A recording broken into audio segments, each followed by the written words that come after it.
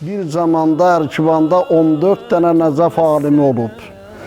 Onların içerisinde yani güzel Hüccətül-İslam cəmiyyət içerisinde bu şəxsiyyətlərin qiyməti olub, dəyəri olub. Bunların xalq bunlara inanıb.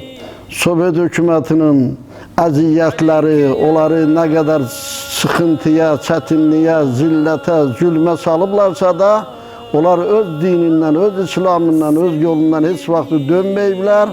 O yolda möhkəm dayanıblar və eyni zamanda onlar əqidə ilə yaşayıblar, xalqa da İslamı təbliğ ediblər və o yolda da dünyadan gediblər. عليك يا